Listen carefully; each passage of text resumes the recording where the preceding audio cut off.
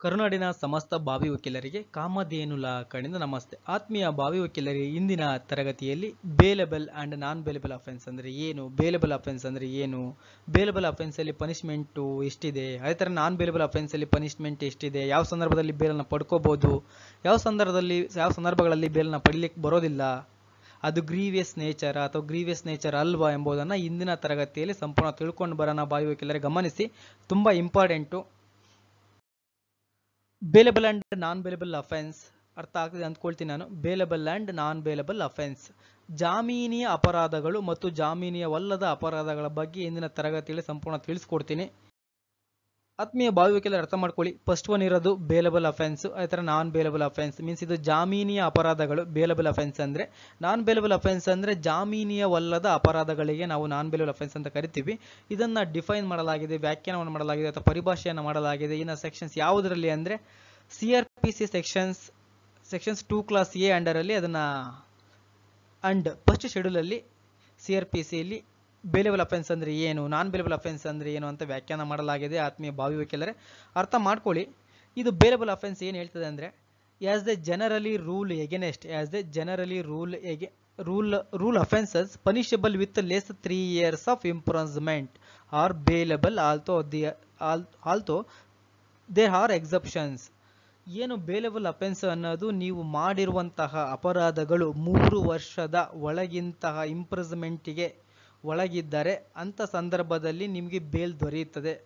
ಆತ್ಮೀಯ ಬಾವಿ ವಕೀಲರು ಅರ್ಥ ಮಾಡ್ಕೊಳ್ಳಿ ಕಾನ್ಸೆಪ್ಟನ್ನು. ಬೇಲೆಬಲ್ ಅಫೆನ್ಸನ್ನು ಯಾವ ಸಂದರ್ಭದಲ್ಲಿ ನೀಡ್ತೀವಿ ಅಂದರೆ, ನಿಮ್ಮ ಪಕ್ಷಗಾರರು ಅಥವಾ ನಿಮ್ಮ ಕ್ಲೈಂಟ್ಸು ಯಾವುದೇ ಒಂದು ಅಫೆನ್ಸನ್ನು ಮಾಡಿದರೆ ಆ ಅಫೆನ್ಸು 3 ವರ್ಷಗಳ ಒಳಗಿನ ಇಂಪ್ರಿಸ್ಮೆಂಟಿಗೆ ಶಿಕ್ಷೆಗೆ ಒಳಗಾಗಿದ್ದರೆ ಅಂತಹ ಸಂದರ್ಭದಲ್ಲಿ ನೀವು ಬೇಲೆಬಲ್ ಅಫೆನ್ಸನ್ನು ಅಪ್ಲಿಕೇಶನ್ಸ್ ಹಾಕಿಬಿಟ್ಟು ನೀವು ಬೇಲ್ ಪಡ್ಕೋಬೋದು.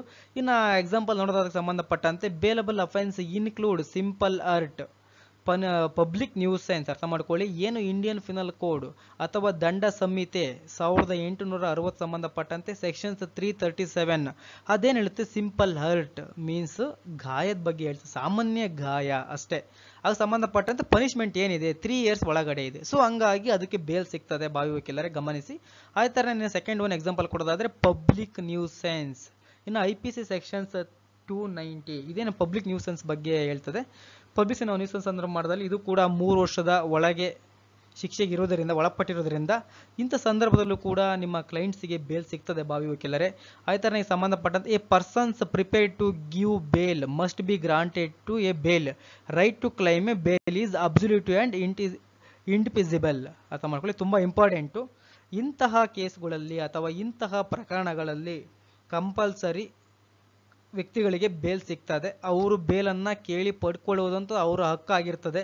ಆತ್ಮೀಯ ಬಾವಿ ವಕೀಲರೇ ಇದಕ್ಕೆ ಸಂಬಂಧಪಟ್ಟಂತೆ ಒಂದು ಸುಪ್ರೀಂ ಕೋರ್ಟು ಒಂದು ಡಿಸಿಷನ್ ನೀಡಿದೆ ಪ್ರಕರಣದಲ್ಲಿ. ಯಾವ ಪ್ರಕರಣ ಅಂದರೆ ಅದು ರಸಿಕ್ ಲಾಲ್ ವರ್ಸಸ್ ಕಿಶೋರ್ 2009 ಕಂಪಲ್ಸರಿಯಾಗಿ ಬೇಲ್ಸ್ ಕೊಡಲೇಬೇಕು ಅಂತ ಹೇಳಿಬಿಟ್ಟು ರಸಿಕ್ ಲಾಲ್ ವರ್ಸಸ್ ಕಿಶೋರ್ ಲಾಲ್ ಪ್ರಕರಣದಲ್ಲಿ ಸುಪ್ರೀಂ ಕೋರ್ಟ್ ಡಿಸಿಷನ್ ನೀಡಿದೆ. ಆತ್ಮೀಯ ಬಾವಿ ವಕೀಲರೇ ಅರ್ಥ ಆಗಿತ್ತು ಅಂದ್ಕೊಳ್ತೀನಿ ನಾನು. ಬೇಲೆಬಲ್ ಅಫೆನ್ಸ್ ಅಂದರೆ ಏನು ಅಥವಾ ಜಾಮೀನಿಯ ಅಪರಾಧಗಳು ಅಂದರೆ ಏನು ಅಂತೇಳಿ ಅರ್ಥ ಆಗಿದೆ ಅಂತ ಅಂದ್ಕೊಳ್ತೀನಿ.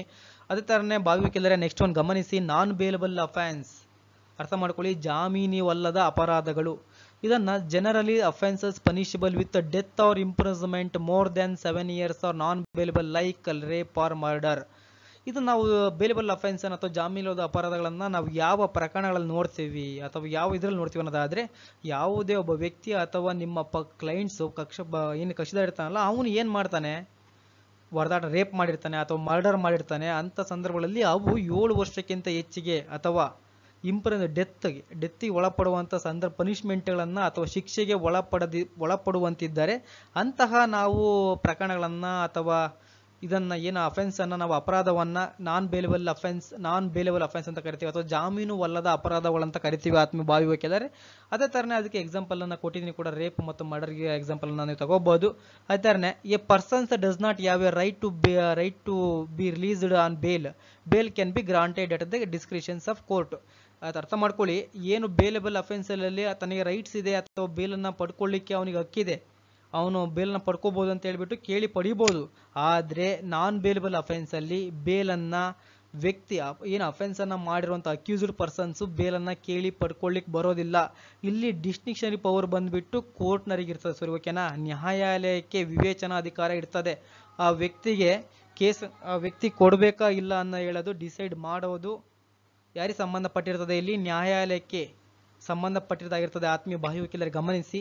ಅದೇ ತರನೇ ನೆಕ್ಸ್ಟ್ ನೋಡೋದಾದ್ರೆ, generally a persons is not released if there is no responsible ground that the persons is guilty of offenses. ಅರ್ಥ ಮಾಡ್ಕೊಳ್ಳಿ.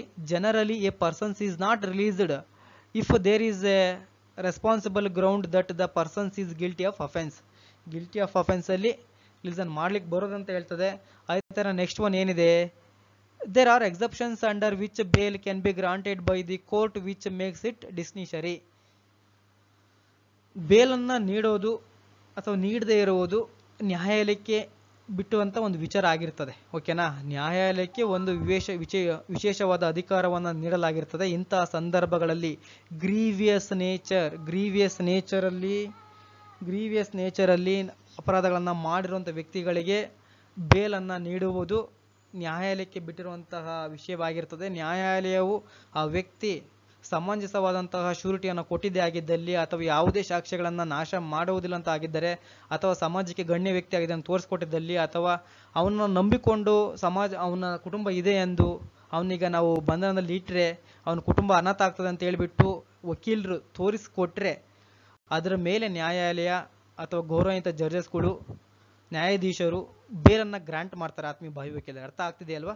ಕಂಪ್ಲೀಟ್ ಆಗಿ ನಾನು ಬೇಲಬಲ್ ಅಫೆನ್ಸ್ ಅಂದ್ರೆ ಏನು, ನಾನ್ ಬೇಲಬಲ್ ಅಫೆನ್ಸ್ ಅಂದ್ರೆ ಏನು ಅಂತ ಇಂದಿನ ತರಗತಿಯಲ್ಲಿ ಸಂಪೂರ್ಣವಾಗಿ ತಿಳಿಸಿಕೊಟ್ಟಿದ್ದೇನೆ.